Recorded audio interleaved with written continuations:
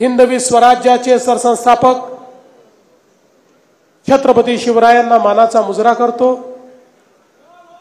भारतीय राज्यघटनेचे शिल्पकार भारतरत्न डॉक्टर बाबासाहेब आंबेडकर यांना मानवंदना अर्पित करतो, ज्यांनी मराठा समाजाकरता आणि माथाडी कामगारांकरता अनंत कष्ट घेतले, संघटन उभं केलं आणि आपल्या प्राणाची आहुती देखील दिली, असे कैलासवासी आमदार अण्णासाहेब पाटील यांच्या 92व्या जयंतीच्या निमित्ताने त्यांना देखील विनम्र श्रद्धांजली आदरांजली अर्पित करतो। आणि आज पंडित दीनदयालजी उपाध्याय ज्यांनी एकात्म मानव दर्शनाच्या माध्यमातून पुंजीवाद आणि साम्यवाद यापेक्षा वेगळं व्यक्ती केंद्रित, गरीब केंद्रित आर्थिक धोरण असू शकतं हे जगाला पटवून दिलं। त्या पंडित दीनदयालजींना देखील आज विनम्र आदरांजली अर्पित करतो। आजच्या या आपल्या जयंतीच्या कार्यक्रमामध्ये मंचावर उपस्थित असलेले राज्याचे वनमंत्री आणि आपल्या चळवळीशी जवळून जुडलेले सन्माननीय गणेश नाईक साहेब, मंत्रिमंडळातील आमचे सहकारी पणन मंत्री जयकुमारजी रावल, त्याचप्रमाणे बांधकाम मंत्री शिवेंद्र राजे भोसले, या ठिकाणी विशेष रूपाने उपस्थित असलेले शशिकांतजी शिंदे, आमदार निरंजनजी डावखरे, खासदार अजितजी गोपछडे, आमदार प्रशांतजी ठाकूर, आमदार मंदाताई म्हात्रे, आमदार कुमार ऐलानी, आमदार विक्रांत पाटील, आमदार मनोज जामसुतकर, त्याचप्रमाणे श्री संजीव नाईक या ठिकाणी उपस्थित, ज्यांनी खऱ्या अर्थानं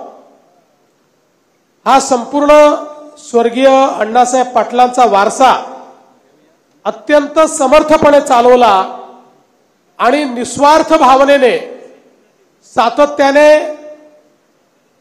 माथाडी कामगार असतील किंवा मराठा समाज असेल याची जे अविरत सेवा करतात ते माझे मित्र आणि छोटे बंधू श्री नरेंद्र अण्णासाहेब पाटील, त्याचप्रमाणे आमच्या प्राची बहिणी, मंचावर उपस्थित असलेले अन्य मान्यवर गुलाबराव जगताप, एकनाथराव जाधव, चंद्रकांत पाटील, भारतीताई पाटील,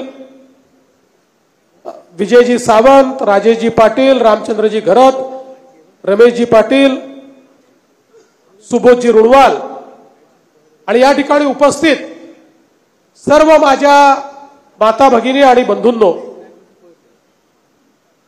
दरवर्षी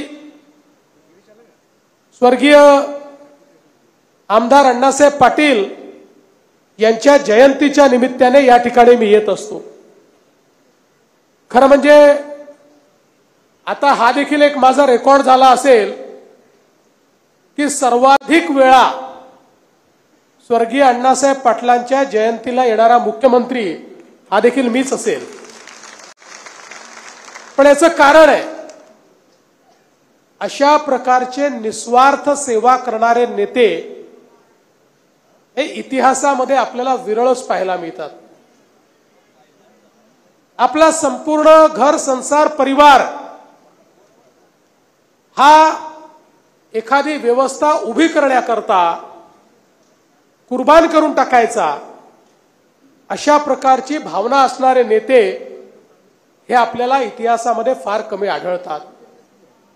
आणि त्यापैकी एक नाव हे कैलासवासी आमदार अण्णासाहेब पाटील यांचं होतं की ज्यांनी माथाडी समाजाकरता एक मोठं संघटन उभं केलं आणि हा जो सामान्य आमचा माथाडी कामगार जो महाराष्ट्राच्या कानाकोपऱ्यातनं, विशेषतः पश्चिम महाराष्ट्रातनं, सातारा जिल्ह्यातनं, आसपासच्या जिल्ह्यातनं या ठिकाणी मुंबईमध्ये आला होता,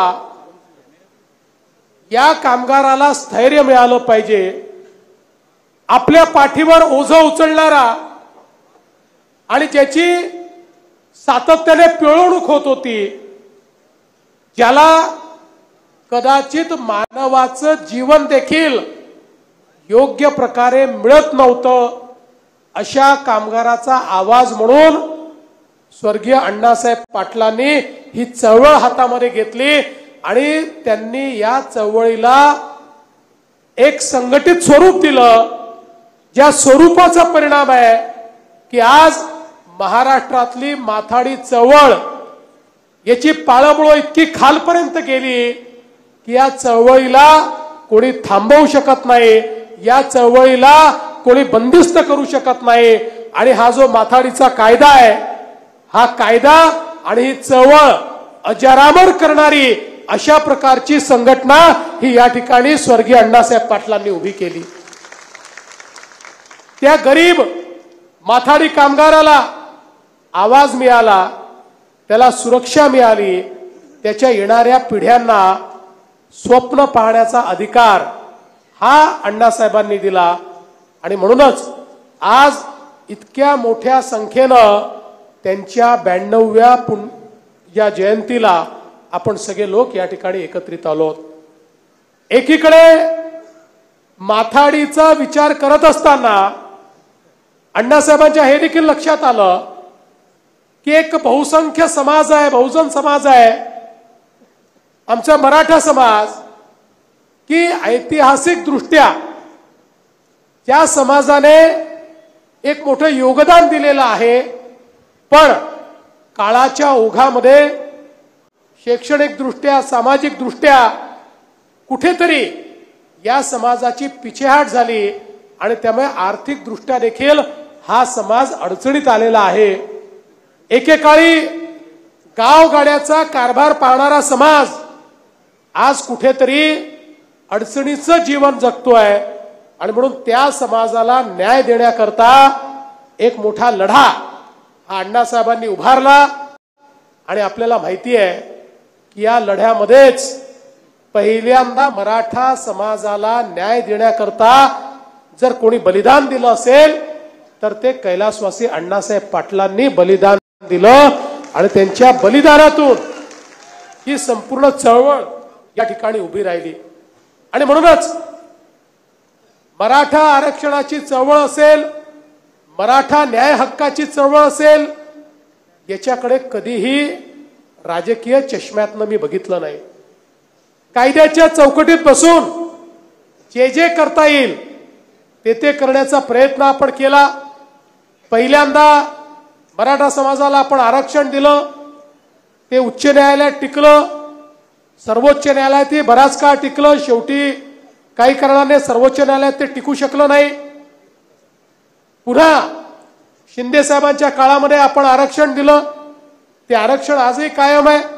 पण त्याचसोबत विशेषतः मराठवाड्यामध्ये आमचा जो समाज आहे याच्याकडे जातीची प्रमाणपत्र मिळवण्याकरता जे पुरावे आवश्यक आहेत ते पुरावे नव्हते. कारण उर्वरित महाराष्ट्रामध्ये जरी इंग्रजांचं राज्य असल्यामुळे इंग्रजांची जी काही रेकॉर्ड ठेवण्याची पद्धती होती त्याचे रेकॉर्ड उपलब्ध असल्यामुळे त्या ठिकाणी तो रेकॉर्ड वापरता आला. पण मराठवाड्यामध्ये 17 सप्टेंबर 1948 पर्यंत निजामाचं राज्य असल्यामुळे निजामाकडे रेकॉर्ड होता आणि म्हणून इथल्या मराठा समाजाला रेकॉर्ड उपलब्ध नसल्यामुळे आरक्षणापासून वंचित राहावं लागत होतं.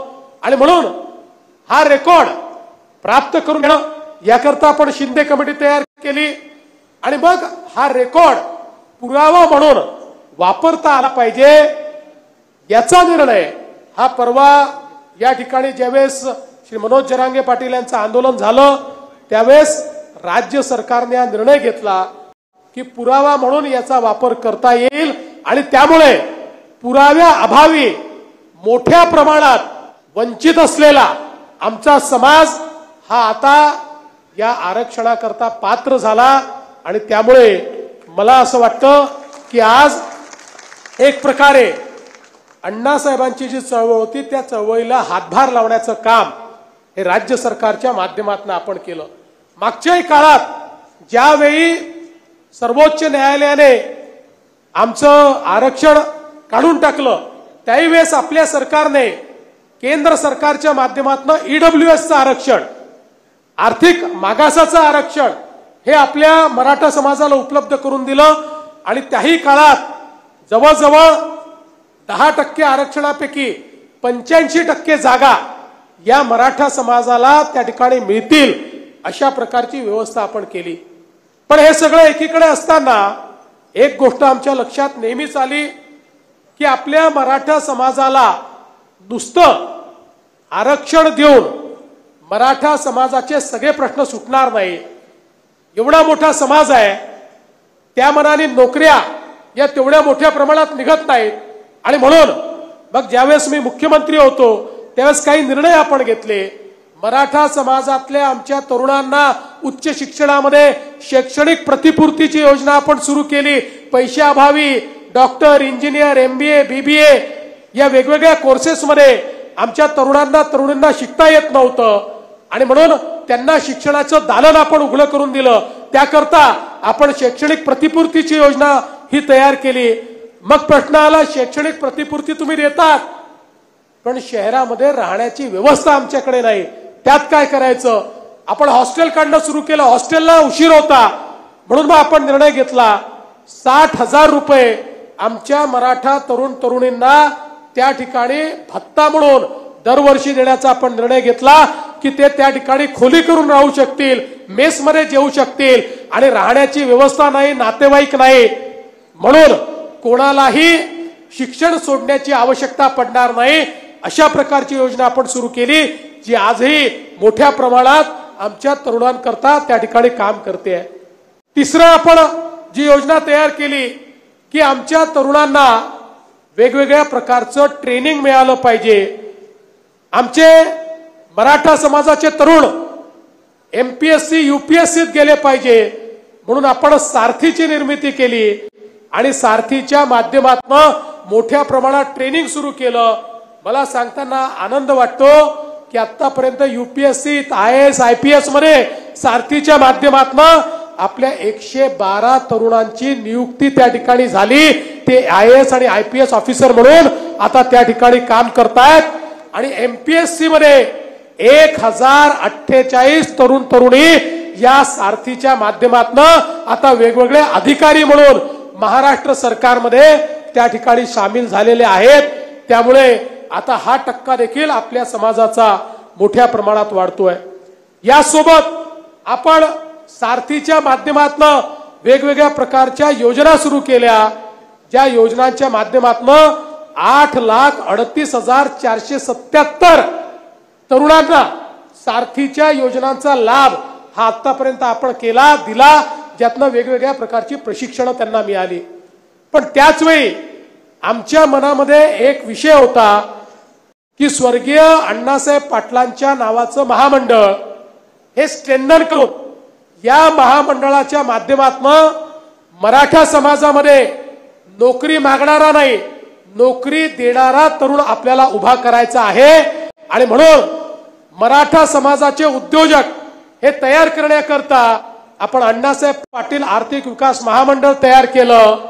आणि मला सांगताना आनंद वाटतो ते स्ट्रेंथन केल्यानंतर हा प्रश्न होता की प्रामाणिकपणे या महामंडळाचं काम कोण करू शकेल आणि एकच नाव आमच्या समोर होतं, नरेंद्र अण्णासाहेब पाटलांचं। त्यांना हे काम आपण दिलं आणि नरेंद्रजींनी उभा महाराष्ट्र पिंजून काढला। एकेका तालुक्यामध्ये जाऊन उद्योजक शोधायचे, मुलांना ट्रेनिंग द्यायचं, त्यांना कर्ज मिळवून द्यायचं, त्यांची प्रतिपूर्ती करायची आणि मला सांगताना आनंद वाटतो की त्यांच्या माध्यमातून 1.5 लाख तरुण जे नोकरी मागणारे होते ते नोकरी देणारे झाले, उद्योजक म्हणून या ठिकाणी तयार झाले। आणि त्यांना किती आपण पैसे दिले आहेत माहितीये कर्जाच्या रूपाने? 13,500 कोटी रुपये हे मराठा समाजातल्या तरुणांना आपण त्या ठिकाणी दिलेले आहेत। आणि मला सांगताना आनंद वाटतो, संपूर्ण भारतामध्ये देशाची महामंडळ, राज्याची महामंडळ, कुठलंही महामंडळ आपण पहा, एवढ्या मोठ्या प्रमाणात कर्ज आणि एवढे लाभार्थी हे केवळ अण्णासाहेब पाटील आर्थिक विकास महामंडळामध्ये आहे। म्हणजे ऑल इंडियाचा रेकॉर्ड हा या महामंडळाने या ठिकाणी तयार केलेला आहे। आणि मला हा आनंद आहे की नरेंद्रने हे ठरवलंय की या ठिकाणी 5 लाख उद्योजक तयार करायचे, कारण 5 लाख उद्योजक तयार होतील तर 50 लाख तरुणांच्या हाताला काम मिळेल। आणि म्हणून एक महत्त्वाचं काम त्यांनी हातामध्ये घेतलंय आणि त्याकरता राज्य सरकार तुमच्या पाठीशी उभं राहील। एक गोष्ट मला या निमित्ताने सांगितली पाहिजे की मराठा समाजाचा विचार करताना आम्ही समाजातले जे इतर घटक आहेत, आमच्या छत्रपती शिवरायांचे जे मावळे आहेत, आमचे अलुतेदार बलुतेदार आहेत, आमचे ओबीसी मायक्रो ओबीसी आहेत, आमचे भटके विमुक्त आहेत, यांच्यावरही कुठलाच अन्याय होऊ दिला नाही। त्यांनाही सोबत घेऊन आम्ही हे काम या ठिकाणी केलं। याचं कारण छत्रपती शिवरायांचे मावळे हे मराठाही होते, ते ओबीसी होते, ते 18 पगड जातीचे लोक होते, ते 12 बलुतेदार होते, ते अलुतेदार होते। हे सगळे एकत्रित राहिले तर छत्रपतींचा वारसा आपण सांगू शकू, तर आपण हे म्हणू शकू की छत्रपतींच्या पावलावर माझा महाराष्ट्र चाललेला आहे। आणि म्हणून समाजाला एकमेकांसमोर आणून समाजामध्ये दुरी निर्माण करणं, त्यांच्यामध्ये भांडण निर्माण करणं हे कधीच आम्ही होऊ देणार नाही, हे आम्ही होऊ दिलं नाही। आणि यापुढेही समाजातल्या प्रत्येक घटकाचा विचार हाच आमचा विचार या ठिकाणी असणार आहे। आणि हीच शिकवण खऱ्या अर्थानं छत्रपती शिवरायांनी आपल्याला दिलेली आहे। आज माथाडी कामगारांच्या संदर्भात वेळोवेळी अनेक निर्णय घेण्याची या ठिकाणी वेळ आली, त्यावेळी निर्णय घेत असताना आमच्या सरकारने माथाडी कामगाराचंच हित बघितलं। अनेक वेळा प्रश्न निर्माण होतात, काही लोक चळवळ बदनाम करतात, काही लोक चळवळीमध्ये भ्रष्टाचार करतात आणि मग त्यातनं एक भावना तयार होते की चळवळ थांबली पाहिजे। पण आम्ही प्रत्येक वेळी सांगितलं, जो भ्रष्टाचारी आहे त्याला बाजूला करा, पण चळवळ ही मजबूतच राहिली पाहिजे। माथाडी चळवळ ही अधिक मजबूत कशी करता येईल हाच प्रयत्न सातत्याने आपण केला। आणि मी तुम्हाला आश्वस्त करतो, यापुढेही ही चळवळ मजबूत करण्याकरता ज्या ज्या गोष्टी कराव्या लागतील त्या गोष्टी निश्चितपणे आम्ही करू। आणि एवढंच नाही तर आता जे प्रश्न शिंदे साहेब तुम्ही आणि नरेंद्र पाटीलजी तुम्ही दोघांनी मांडलेले आहेत, मी तुम्हाला आश्वस्त करतो, तो टाटाचा प्रश्न असेल, तो आमच्या सातारा जिल्ह्यातला एशियन पेंटचा प्रश्न असेल, तो आमच्या नाशिकच्या लोकांचा प्रश्न असेल, तो सिडकोच्या घराचा प्रश्न असेल, या सगळ्या प्रश्नावर येत्या 15 दिवसाच्या आत मी बैठक लावीन। हो, सिडकोचा प्रश्नही महत्वाचा आहे, तोही घेणार। यस नक्की। या सगळ्या प्रश्नाच्या संदर्भात पुढच्या 15 दिवसामध्ये मी बैठक घेईन आणि ती बैठक घेऊन या संदर्भातले प्रश्न हे मार्गी लागले पाहिजे, या संदर्भातला प्रयत्न आपण निश्चितपणे करू। एवढंच नाही तर वडाळ्याच्या संदर्भात देखील आपल्याला कल्पना आहे की राहू द्या काय आपले लोक आहे सगळे, पोलीस हो इन्स्पेक्टर साहेब राहू द्या आपले लोक आहेत ते, कोणीच नाही सगळे आपल्यावर प्रेम करणारे लोक आहेत ते। त्यामुळे वडाळ्याच्या संदर्भात देखील या ठिकाणी आपण हा निर्णय घेतलेला आहे। मागच्या काळातही ज्यावेळेस वडाळ्याचा विषय हा पूर्णपणे बंद झाला होता, अरे थांब रे बाबा, आता थांब, मी घेतो ना, थांब माझं भाषण होते, थांब, चल बसा तिथे, बसा तिकडे बसा, मी घेतो, चल बस। वडाळ्याच्या संदर्भात देखील ज्यावेळी प्रश्न निर्माण झाला होता की नेमकं काय होणार, मागच्या काळामध्ये वडाळ्याच्या संदर्भात बैठक घेऊन जे अशक्य होतं ते शक्य करणारे निर्णय हे आपण त्या ठिकाणी घेऊन दाखवले। आणि आता पुन्हा तुम्हाला सांगतो, पुढच्या काळात वडाळ्या संदर्भात बैठक घेऊन जे नियमात जास्तीत जास्त माझ्या माथाडींना देता येईल ते देण्याचा निर्णय हे आपलं सरकार घेईल, हा विश्वास देखील मी या ठिकाणी आपल्याला देतो। आणि रुणवालजी, तुम्ही जबाबदारी घेतली आहे, माझ्या माथाडी कामगारांना त्या ठिकाणी एका निश्चित कालावधीमध्ये त्यांच्या हक्काची घरं मिळाली पाहिजे, ही तुमची जबाबदारी आहे। त्यातल्या ज्या काही अडचणी आहेत त्या अडचणी आपण निश्चितपणे या ठिकाणी दूर करू, हा विश्वास मी तुम्हाला देतो। खरं म्हणजे हे सामान्य माणसाचं सरकार आहे, सामान्य माणसाकरता विचार करणारं सरकार आहे। त्यामुळे आपण निश्चितपणे तुम्हाला अपेक्षित जे निर्णय आहेत, मग सिडकोच्या घराची किंमत कमी झाली पाहिजे, ही जी तुमची मागणी आहे, त्याही संदर्भात पुढच्या 15 दिवसामध्ये त्याची बैठक मी लावणार आणि त्याही संदर्भात आमच्या शिंदे साहेबांना देखील मी बोलवीन आणि आम्ही मिळून एक चांगला निर्णय हा त्या संदर्भात घेण्याचा प्रयत्न करू, हा विश्वास तुम्हाला देतो।